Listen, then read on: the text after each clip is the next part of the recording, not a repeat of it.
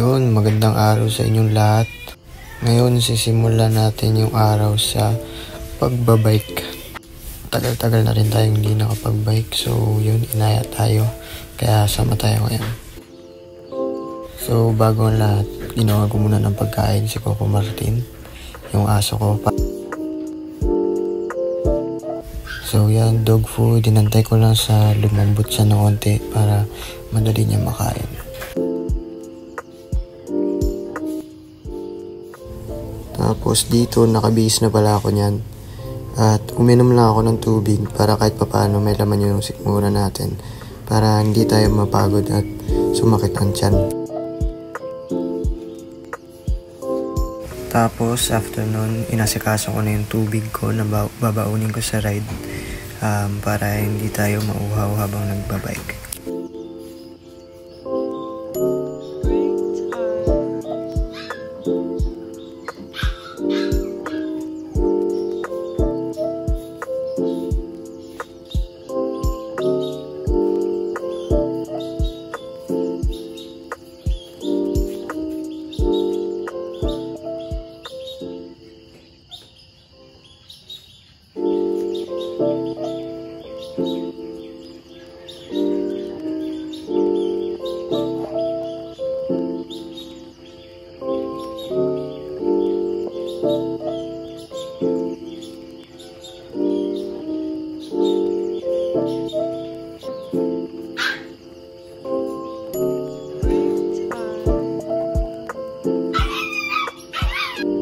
Ayan, palis na pala tayo niyan.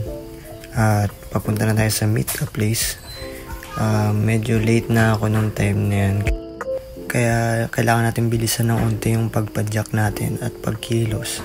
Para di naman nakakaya sa mga kasama natin. Tapos yan, habang papunta ako sa meet a place, nakita ko to si tatay.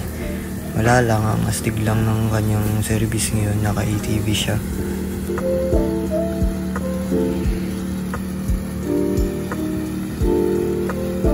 So ayun, chill lang si tatay no habang namamaneho niyan. Saktong-sakto, ang ganda ng panahon ngayon, ang ganda ng araw, tapos ang lamig, hindi mainit, ang sarap mag-bike. Dito, magkakasama-sama na nga pala kami. Tapos papunta na kami niyan sa Golden Hour kung saan kami kakain at magpapahinga.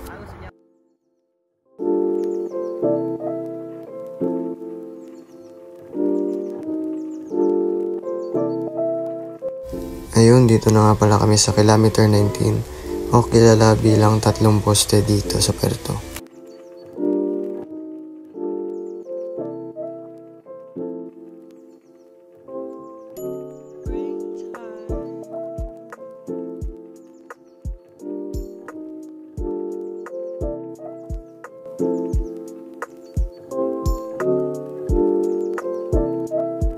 Dito nga lang pala kami magpapahinga sa Golden Hour kung saan kami kumakain at umiinom ng kape tuwing nagbabike.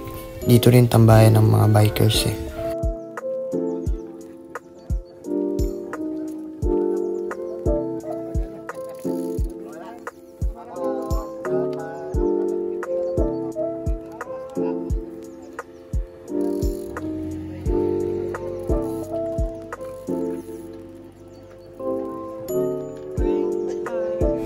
At ayun, may mga naabutan pa rin kami mga bikers dito. Kahit medyo tanghali na kami lumabas, may mga naabutan pa rin kami. Ito nga pala yung mga bike nila, napakaganda. Ito yung sa Voodoo, titanium bike yan ata. Tapos ito naman Richie, steel bike yan pero napakaganda.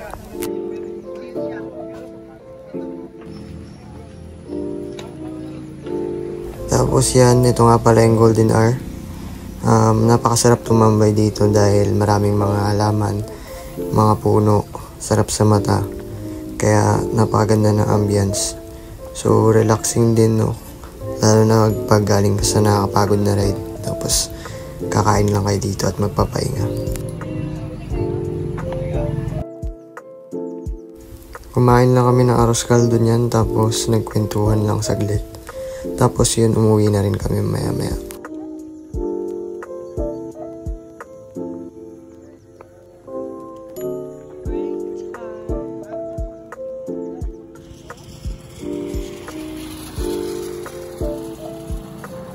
Pauwi na nga pala kami nito.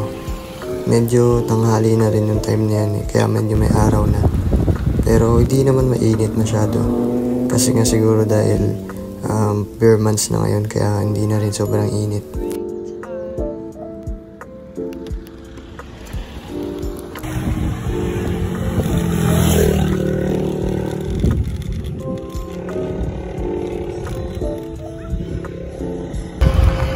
So yun guys, no, tapos na yung ride natin ngayong araw.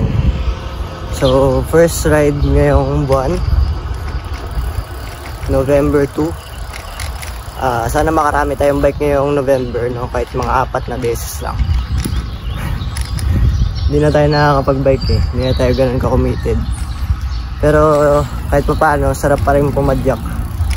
Tamang unat-unat lang, tsaka kape-kape. So yun, malapit na ako sa bahay. So kita-kits na lang mamaya. Ito naman, bumili lang kami ng tinapay niyan. Pang-agahan naman sa bahay. So yan, hindi pa ako nakapagpalit ng damit niyan. Guys, first night ni Dala guys.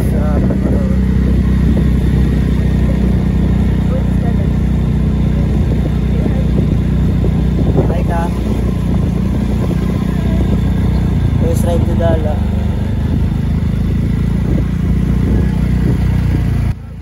Ayan, first time nga pala ni Dalang sumakay ng motor niyan time na yan. Tapos, lagi yan siyang umaangkas sa akin pag nasa bahay Pero takot pala siya no, pag nasa labas na. Takot siya sa loob.